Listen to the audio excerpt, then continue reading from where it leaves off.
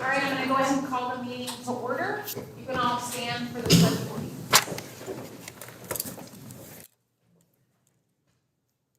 Allegiance to the flag of the United States of America and to the republic for which it stands, one nation, under God, indivisible, with liberty and justice for all. Item 3.03, Dr. Seifert. Thank you so much. Welcome to tonight's Board of Education meeting. We are all so glad you're with us tonight, either in person or from at home. A few highlights for you today. Last week we had our district-wide PD Day for certified staff, and it was packed full of great informative and inspiring information, which gave our staff ample opportunities to grow as well. Special thanks goes to our C&I department and DVDC for all their hard work. I also know we had a couple of board members with us that day, so thank you for being there as well. It was a wonderful day. Hamish Brewer was our keynote speaker and got us kicked off on a great note and motivated all of us. It was a great day. So great day in the SCSD for sure. Another great day was Monday, November 11th was Veterans Day. There were several ways our schools celebrate our veterans throughout the district. Please join me in thanking all of our men and women who have served and who are serving for our freedom. Happy Veterans Day to everyone. All service members tonight, please stand at this point. If you have served anybody, I want to make sure we recognize you. Nobody in the audience. Again, thank you to our veterans for all that you do. And this is off the presses for today. Congratulations to two of our schools for being listed as best schools in the state of Missouri in the yearly U.S. News and World Report rankings. Both our high schools are regularly listed in the top 100, which comes out in the spring. But tonight we're going to honor and recognize one of the top middle schools in the state of Missouri, which is Hardin Middle School. Top 5% of all middle schools. So you can clap for that. And then our Lincoln Elementary is ranked 8th out of 1,837 elementary schools in the state of Missouri. You can clap for them as well. We are so proud of our school district and happy for these two schools for being recognized. Also, we've had several of our schools with high positive ratings, a highlight on the greatschools.org as well. So great things happening in the school, City of St. Charles School District. Winter season is upon us. Detailed information regarding our inclement weather, snow, and AMI days, plans, and communication process was sent out to all families in the November newsletter, so please check that out. I believe, Dr. Draper, you sent that information out to all staff today as well. We have to be ready for that.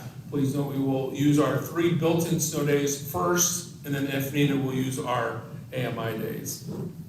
Fall sports season has ended, and our cross-country teams had another great finish. The St. Charles High girls and boys, 2 boys and 2 girls go to state, and then our St. Charles West girls are back-to-back state champions. You can clap for that.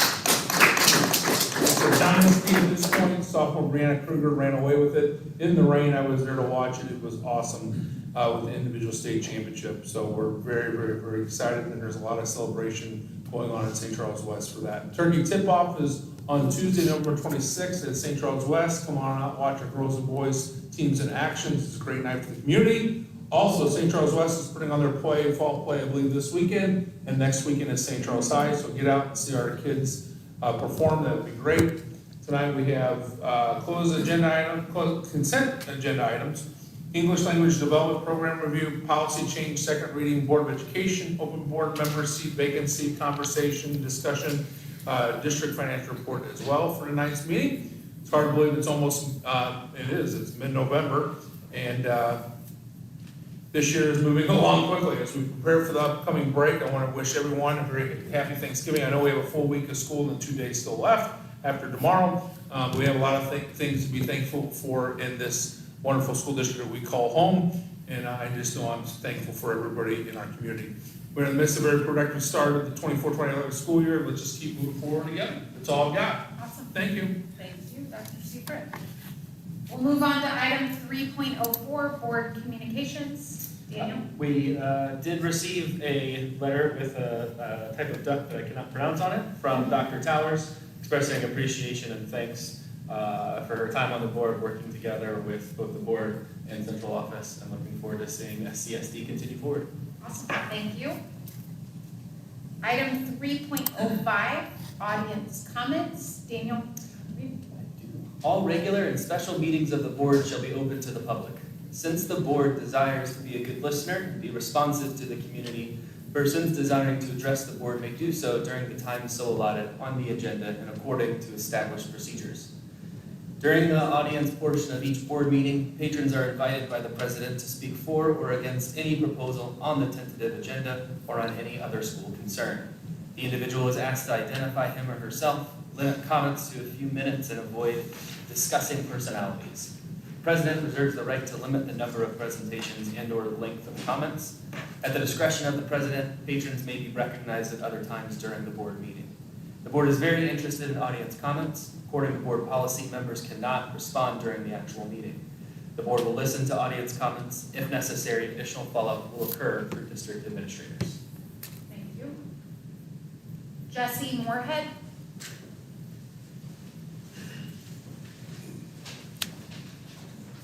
You can just press the person icon, it'll turn your microphone on. President Sigma and members of the board, my name is Jesse Moorhead. I'm a senior at St. Charles High and the Public Relations Executive Officer for Student Council. I'm here tonight to represent the student body and bring light to some concerns of our recent lockdown. I would like to bring attention to how the situation was handled and share my experience and concerns. Less than 2 years ago, we went on lockdown while I had a substitute teacher who didn't even have a key to lock our door. In a panic and unaware of the severity, we sheltered backstage of the auditorium, barricading ourselves in. My peers and myself were terrified because we didn't know what was going on, if someone was in the building or what to do next, since there was little communication to staff or students about how to proceed or how serious of an immediate threat there was. If we had more information, this situation wouldn't have caused as much panic throughout the school. It should be clear how the students and staff felt unprepared and uninformed during last week's lockdown based on prior experiences. Last Wednesday, before the lockdown began, I had just eaten my lunch and was ready to head for my 4B class. At 11:31, over the intercom came a fairly vague announcement informing teachers not to dismiss students to second lunch and to remain in our classrooms. However, we were not told what was happening or how severe the situation was. Teachers were not told to lock their doors or to shelter in place, and we were advised to continue class as normal. I was unsure and uneasy as to what was happening and concerned because of the vague directions we were giving. 14 minutes later, we were told that we were on lockdown because we had received a threatening call. However, my classmates and I still remained unsure of whether or not we should shelter in place or just resume class. My teacher was even unsure of what we were supposed to do because of the conflicting messages and unclear information that was not given in a timely manner. We were poorly informed on what was truly happening. Initially, students were just told to remain in class, and the next announcement came at 11:45, telling us that we were on lockdown and officers would be checking rooms throughout the building. This, however, leaves me to wonder how students that travel to other buildings for students as mentors in similar classes were informed of this situation, because to my knowledge, no emails were sent to the student body as a whole or myself. Had it been an A day, I would have been very confused if I had come back from my SAMS class at Hardin Middle School and been locked out of the building without no idea why. Additionally, with our new phone policy, students are prohibited from having their phones out in class, and there's nothing in our code of conduct that outlines phone usage in emergency situations. While most teachers should be understanding of the fact that students will want to contact loved ones during an emergency, the policy still allows for disciplinary actions during these situations. Because of these different concerns, it's my genuine concern for the safety and well-being of the student body. We were uninformed, and as someone who represents the student body, I feel that it's important for everyone to be equally informed, regardless of how unintentional the miscommunication may have been. As a student, it's scary to know that I could end up in a life-threatening situation at school, and even though we have many safety procedures and precautions in place, they don't do us any good if we don't know we're supposed to be using them. While this threat may have not have been concerning as other cases, this has been a repeating issue within our building. We need to have a procedure for communication between all parties, including law enforcement, central office, and building admin, staff, students, and parents.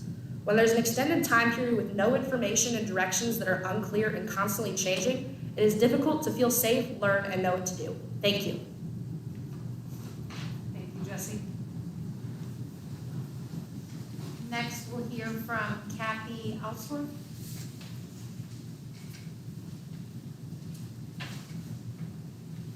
Good evening. I'm Kathy Ellsworth, co-president of the St. Charles Education Support Staff Association. First, I'd just like to say to the board members and to our CO staff, happy Thanksgiving. Have a wonderful time with your family. We have finished the first quarter, and we will be heading downhill towards the end of the first semester after we come back from Thanksgiving.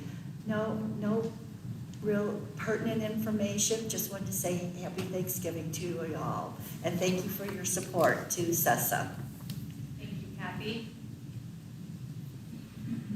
At this point in the meeting, we'll take just a couple minute quick break here. If anyone wants to leave, they're welcome to, but we will resume here in just a minute.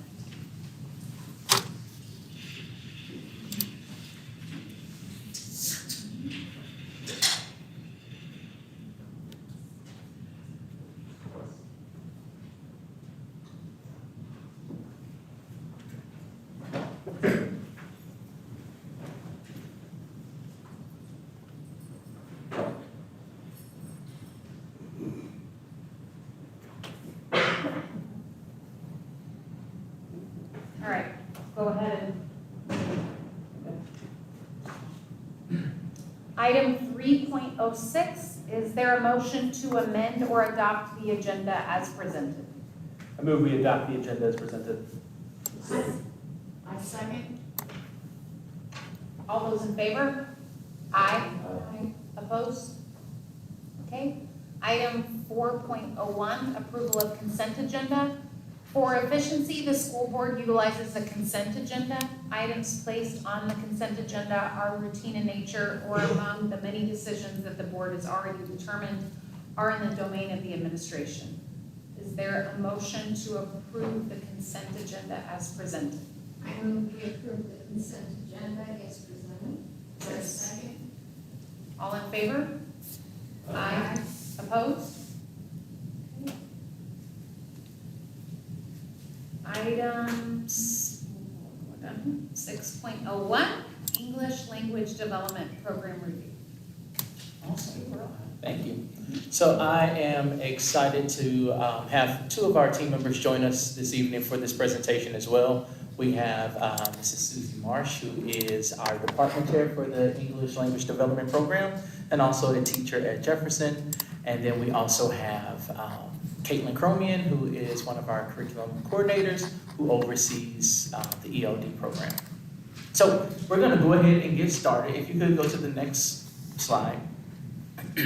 So you might hear some terms that you haven't heard before, and that's because we're following kind of state and federal changes and updates to language. And so the term ML represents multilingual learners. You probably have heard of English language learners. That was the term used in the past, EL, ELL, or ESOL. But now we are taking an asset-based approach, and so the term is multilingual learners. And then when referring to the department or the program, it is ELD for English Language Development. And then lastly, SLIFE stands for Students with Limited or Interrupted Formal Education. That was just a few of the terms that have been updated since the last time we've done this program review. So our purpose for the ELD program is to simply ensure that our non-native English speakers have the same access to high-quality education as our native English speakers. And with that, we have developed 3 program goals. Our first goal is to provide effective means of addressing educational and social needs of multilingual learners and migrant students. Our second goal is, of course, to increase academic achievement for our multilingual learners. And lastly, our third goal is to provide support to parents and our staff members of multilingual learners. So our team, I've introduced 2 members of our team. There's one other member who could not be with us this evening. Steve Wilson is the principal of Blackhurst and also our supervising administrator for the EOD department. Blackhurst does have a family event tonight, and so that's where he is. In addition to the leadership of the EOD department, we do have 15 teachers who are spread throughout the district. And so up here you will see the breakdown per building. So as you will see that some of our buildings, due to numbers and sizes, they share teachers.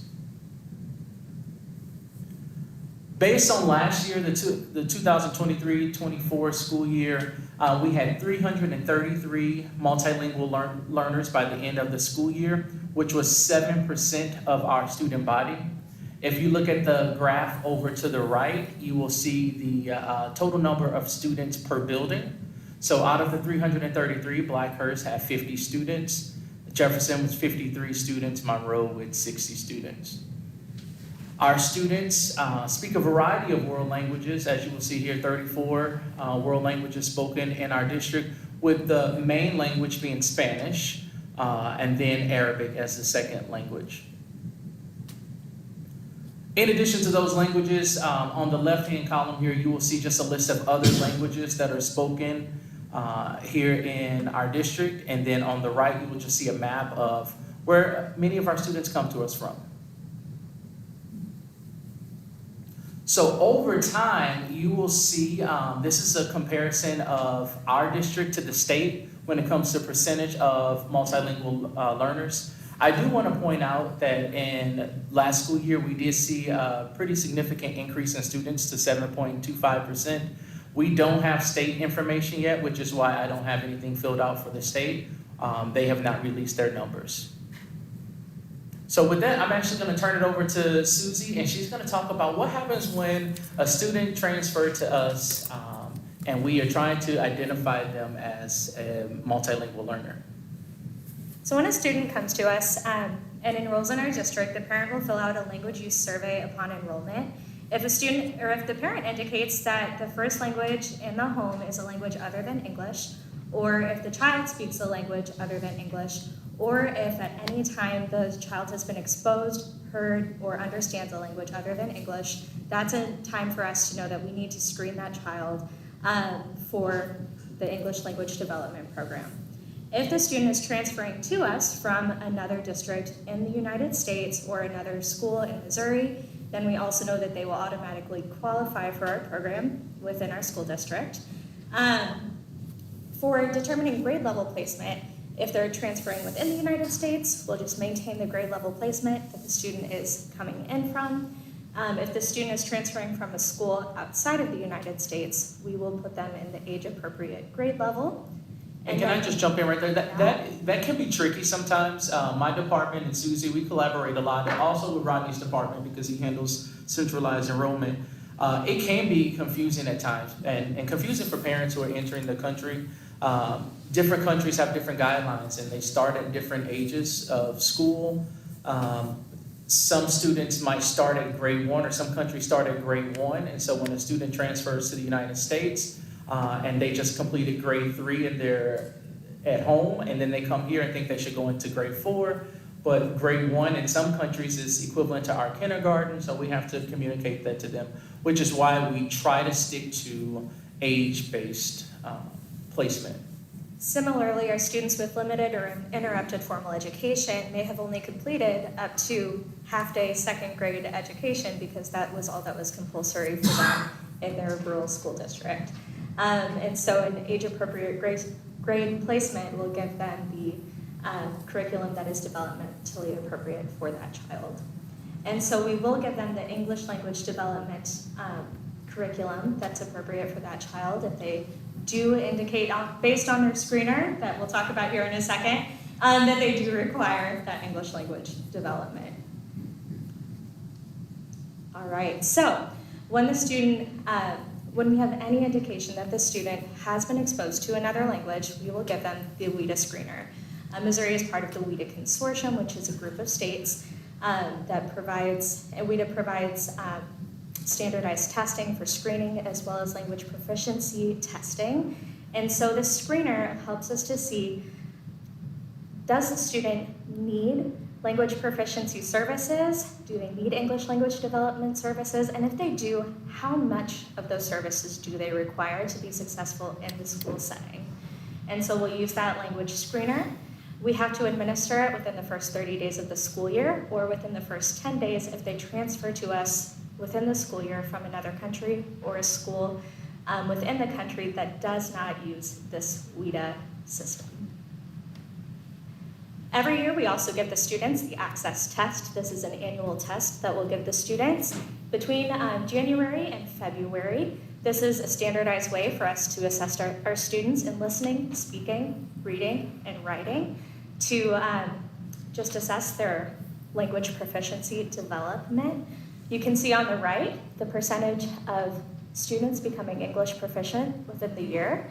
You'll notice that the numbers have dropped. That is largely due to the increasing number of newcomer students that we have received from other countries.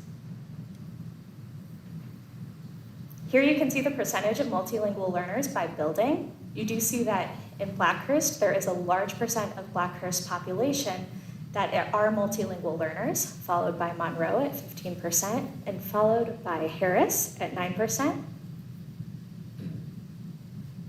Our proficiency levels and support are determined by, first, the students' proficiency levels. We categorize students based on if they are newcomers or at beginning proficiency, at intermediate proficiency, or advanced proficiency, and then by grade level. And that's how we determine the minutes that each student will receive, to make sure that they're receiving adequate supports within the classroom, to make sure that they're getting good access to content and language supports that they need. And then, after they finally reclassify out of the English language development program, they are monitored for 2 years to make sure that they are academically competitive within the school setting and not needing additional supports before they are fully on their own. This breaks down the number of ELD minutes by building. You can see that right now Jefferson has a very large number of minutes, followed by Hardin and St. Charles High. So even though the percentage of students within the building might be different because there's a larger number of students at those other buildings, there are higher caseloads at the upper grade levels right now. And so Susie was mentioning that there is supporting them at grade level content standards and then also supporting their English development. So we have some different instructional models that we use within the district to make sure we're doing both of those things for each student in the program. And so one of those would be a content-based instructional model, meaning that all kids have access to tier 1 grade level instruction. So they're in the classes for that grade level instruction. So our ELD department will collaborate with those teachers to help with differentiation, accommodations, and modifications, but they're still getting access to that grade level learning. And to support in their English development, that explicit language instruction, we'll use a pull-out classroom, or at the secondary level, it'll be like a resource classroom because they're running on a bell schedule. And that's where they can get targeted small group instruction. It can really focus on those language skills, the reading, writing, listening, and speaking, so that they're getting access to each of them. And then there's a sheltered classroom model that teachers will co-plan. So like Susie was talking about how she'll often co-plan with a teacher where she's not there to co-teach, but the teacher has ELD students in their classroom, and so this co-planning sheltered classroom. And so there's the collaboration in the planning and assessment for those classrooms to help scaffold in support. In our content-based, in some of them, there will be co-teaching where the ELD teacher is in the room at the same time co-teaching with the tier 1 teacher. And then, and so you'll see we'll have that push-in co-teaching. So the ELD teacher is in the room with the content teacher, teaching side by side, collaborating and planning on assessment. And so when we talk about that pull-out or the resource class where we're really targeting explicit language instruction, the ELD department has multiple resources that they use for students for that piece of the learning. And so one of them would be Lexia for elementary and Carousel of Ideas and Hands-on English. They all service different needs in the English development. And so Lexia is something that's available for K-12 as well, often used for a lot of our beginner learners. And then the intermediate level has English 3D and Vista Get Reading. And so they use these in those pull-out settings and those resource settings for the English development. So students are getting access to that tier 1 content grade level materials, and then also materials to support them in the language development.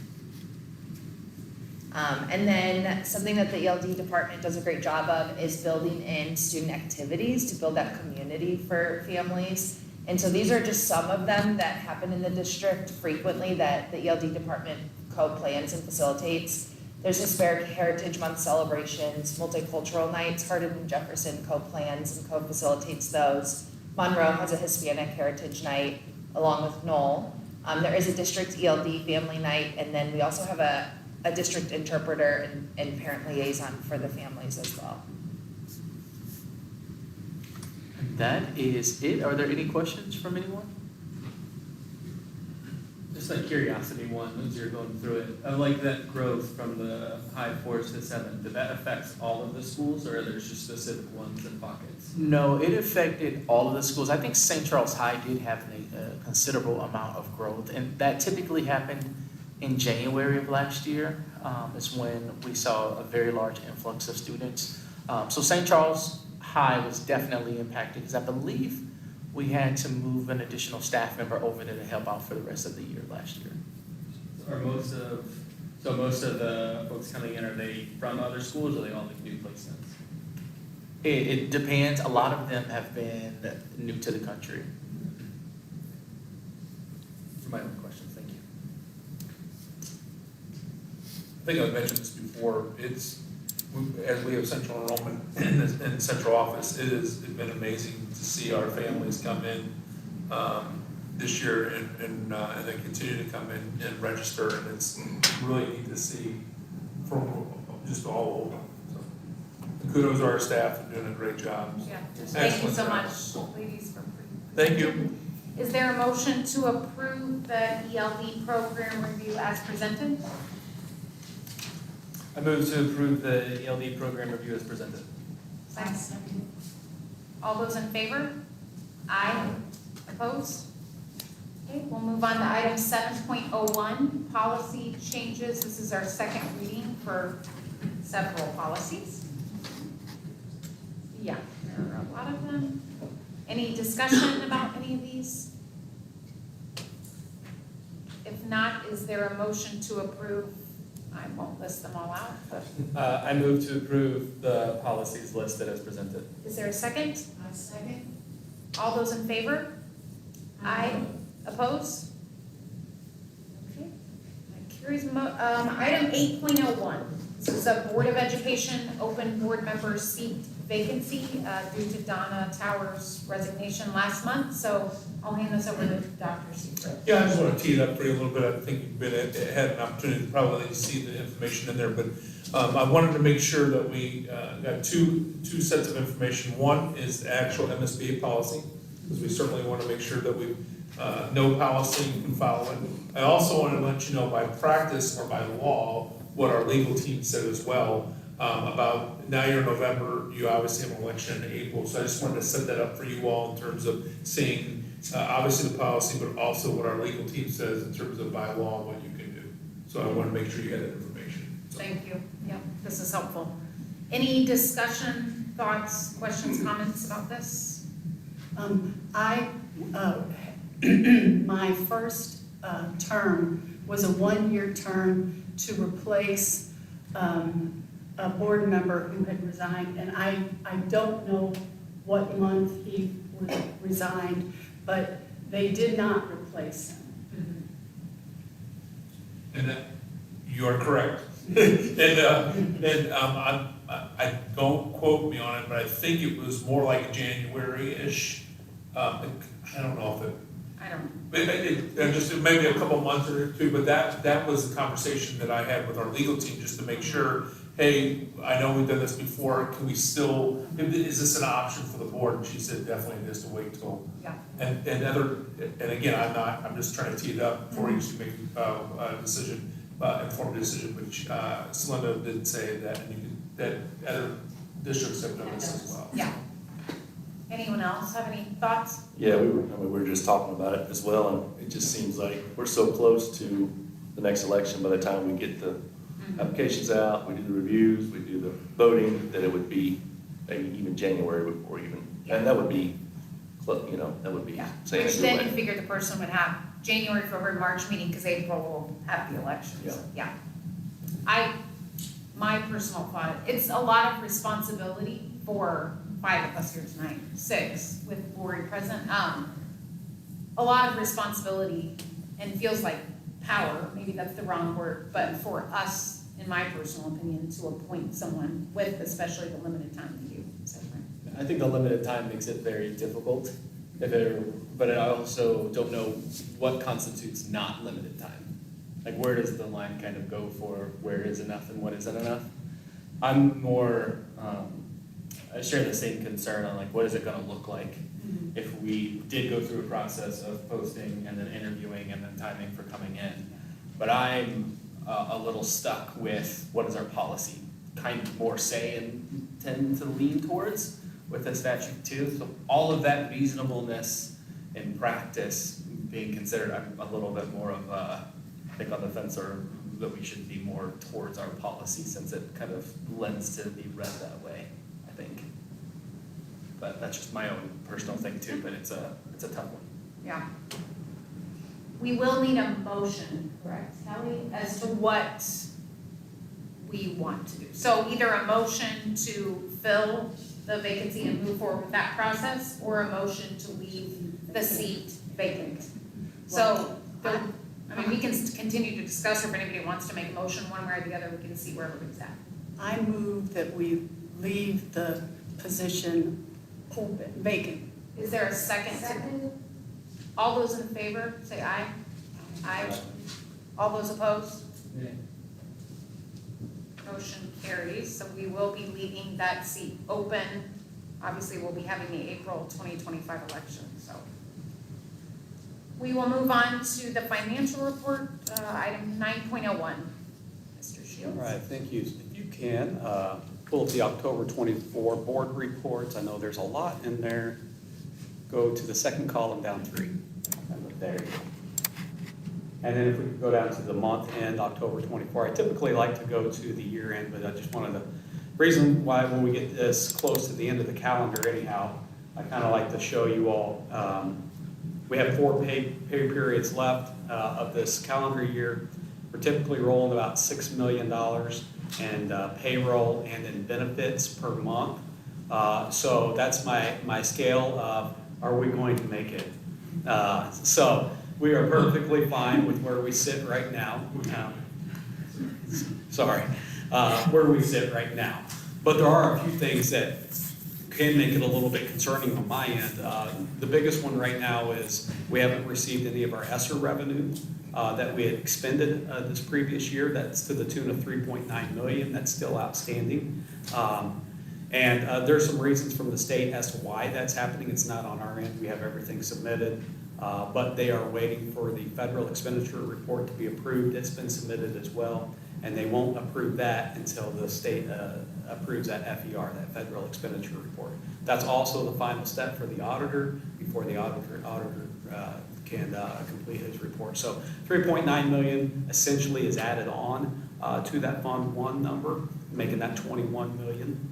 And then, like I said, we have $6 million, or $3 million will go out just for salary benefits on the 20th, on the 5th of December, and then on the 20th of December. We do have anticipated payment dates for our local tax revenue starting on December 12th. We'll receive 2 payments on December 12th, another large payment on the 19th, one on December 26th, and I think one on January 16th. That should be one of the most, the final ones of our large payments. We expect after those 4, we should be hitting the $55 million range in the local tax revenue by February 1. So no concerns at this point in time for me with that. I'm certainly going to be okay. But, you know, sometimes these months roll around, you do, okay, is everything right? Is everything, you know, you just want to make sure. So So certainly fine there and trending in a good direction. Couple of other things to note, if we can get out of that one for me, please, and get to the bottom right. It says a June 23-24 budget adjustment board report. Now, why are we doing this now? Well, I discussed this as far as back in July on how we shift money from Fund 1 to Fund 2 to make a transfer so that's not in the negative. We didn't have it formally in a report in July, so in speaking with the auditor, he said, why don't you just go ahead and put it in there now? You show that you did it, right? But let's go ahead and make it a formal report. So we wanted to throw that in there to have that a formal approval and have paperwork filed that shows that that transfer was in fact made, and we didn't finish the year in a negative because that would not be towards state statute. So obviously we didn't finish the year in the negative, but I do want to bring that to your attention because that's something that I've been speaking with back and forth with our auditor on what would be best practice since we didn't have it in that July report to reflect the end of June 30th. So certainly wanted to bring that to your attention as well. Outside of that, as far as construction projects go, we still anticipate Hardin Kitchen to be completed by mid-December. And to have that kitchen operational by that first week of January, meaning when the kids come back. So that's a good thing. And the biggest bulk of the work for the addition project, which would have been the prefabricated walls, have been set. And that was quite the project. for a person in my position who's not used to seeing prefabricated walls installed, it was alarming and exciting at the same time. So those are set, and we had to have that done to stay on schedule. And I'll be honest, the crew worked around our school schedule significantly, helping us out, so we did not have to have any radical changes in the school day in order for those walls to be set. So they put a lot of extra hours to ensure that that took place. And it just so happened that the rain hit right when that was scheduled to be, so that's why they had to rearrange a lot of their calendar. And they did a wonderful job for us, and I'm very appreciative of that. So looking forward to that December revenue coming in, and that'll set us forward for the next calendar. Thank you. Any questions? Nope. If not, is there a motion to approve the district financial report and budget adjustments as presented? I move to approve the financial report adjustments as presented. Is there a second? A second. All in favor? Aye. Opposed? Motion carries. Item 10.01, is there a motion to adjourn the meeting? Is there a second? I second. All those in favor?